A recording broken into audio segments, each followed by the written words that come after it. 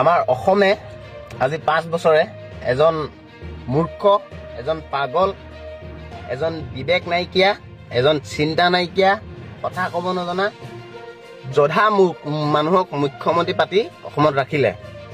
তেওঁ DUIৰ আগত কথা নকয়, তেওঁ প্ৰতিদিন টাইমৰ আগত কথা নকয়, তেওঁ ইণ্টাৰনেশ্যনেল এটা নিউজ চেনেল যিয়ে 2টা প্ৰশ্ন কৰাৰ কাৰণে দৌৰি পলাইছে, BBC নিউজৰ আগত কথা নকয়।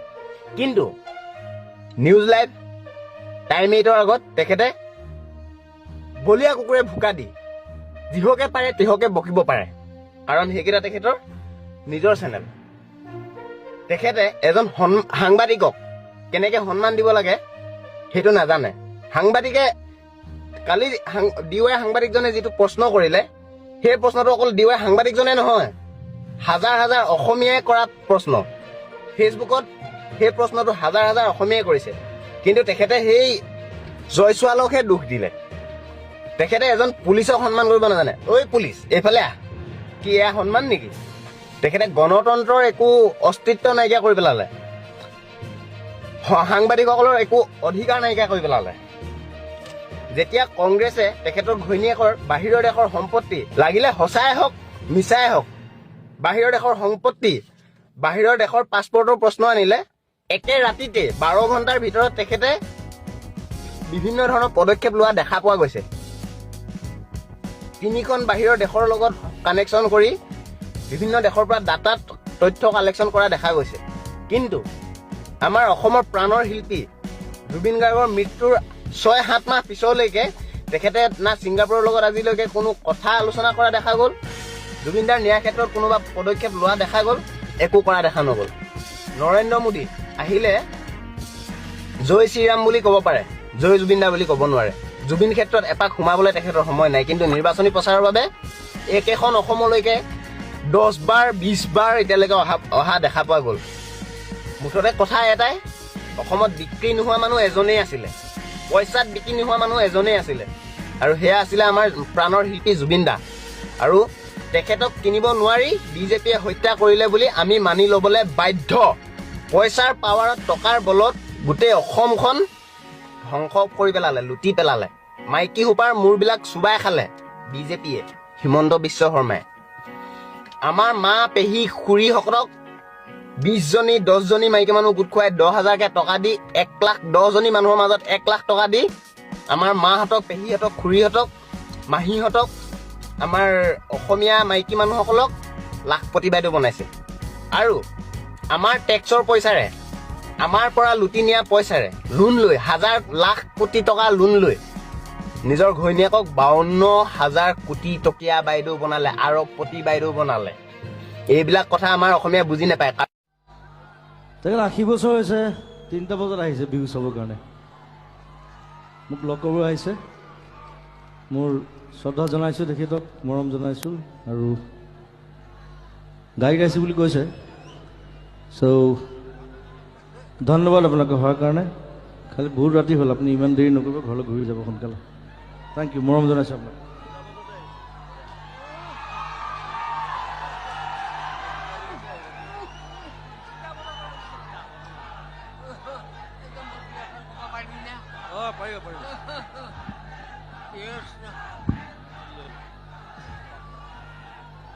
জয় অসম। মোৰ পিতা জুবিনে এই সোণালীৰ জয়ন্তী বুলি শুনিছো। মোৰ বাপৈ কৰ্মকৰ্তা, ধন্যবাদ জনাইছো। আমাৰ সৌভাগ্য, আমাৰ কমালপুৰ সমষ্টিৰ বিধায়ককো মই ধন্যবাদ দিছো, আজি শুনি পেলাই। মোৰ জুবিন, মোৰ সোণাৰ অসম, মোৰ জুবিন। নমস্কাৰ। হতভাগাই দেখা পালো জুবিনক চাং চাং কৰি কতো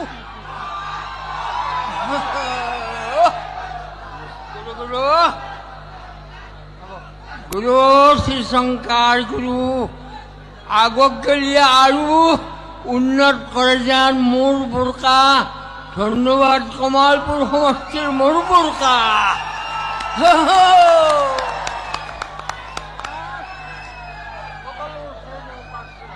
মোৰ বাপে পয়সা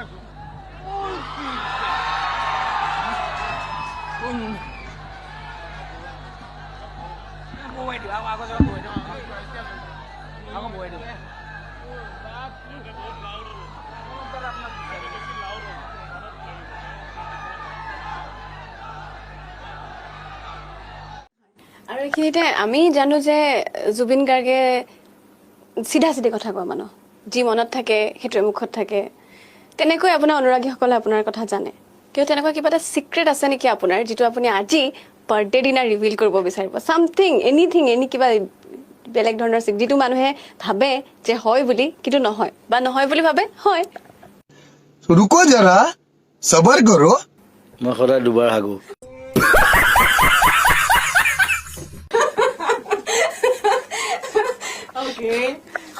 সাধাৰণতে মানুহে এবাৰ হাগে, মই সদায় দুবাৰ হাগো। সেইটো হেল্ডি, সেইটো মানে হেৰি মেডিকেলি ডেট ইজ হেল্ডি বুলি কয়। মই শুই উঠাৰ পিছত এবাৰ হ'ব লাগিব আৰু ৰাতি এবাৰ হ'ব লাগিব। এইটো বহুত ডাঙৰ চিক্ৰেট।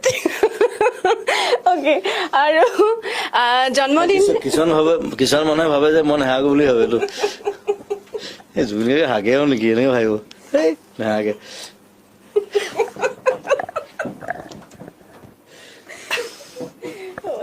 कितने तेजस्वी लोग हैं हमारे पास, कितने शानदार विचार रखते हैं। পুলিচে বহুতবাৰ গ্ৰেপ্তাৰ কৰিছে, কিন্তু আণ্ডাৰ পেণ্ট পিন্ধি মাৰ দিয়া কোনেও নাই। নামটো আপোনাৰ মনত আছে নে নাই? মানৱেন্দ্ৰ শৰ্মাৰ নামটো মনত আছে নে নাই? আপুনি মানৱেন্দ্ৰ শৰ্মাৰ নামটো মনত আছে নে নাই? মানৱেন্দ্ৰ শৰ্মাৰ নামটো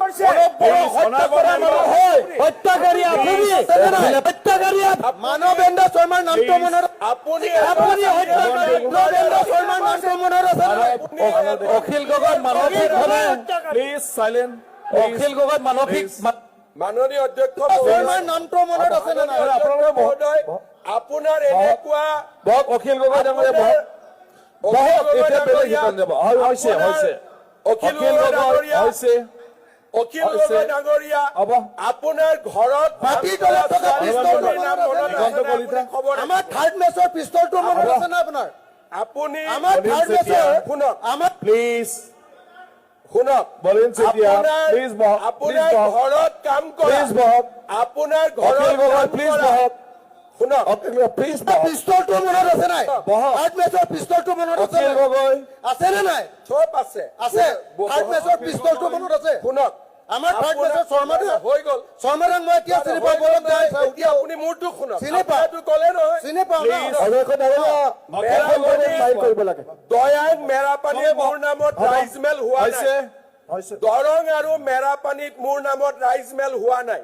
মই আপোনাক এইটোৱে ক'লো, মই ক'লো আপোনাৰ মোক এতিয়ালৈকে পুলিচে বহুতবাৰ গ্ৰেপ্তাৰ কৰিছে, বড়োৰ কিন্তু আণ্ডাৰ পেণ্ট পিন্ধি মাৰ দিয়া কোনেও নাই। বাদ দিয়ক না, শুনক অকল এজন মানুহকেই। মই এটাই কথা কওঁ, মাননীয় সদন প্ৰণৱ বড়ো, প্লিজ প্ৰণৱ বড়ো, মই আনমাৰী থানাত, প্লিজ চানমাৰী থানাত আজি আপুনি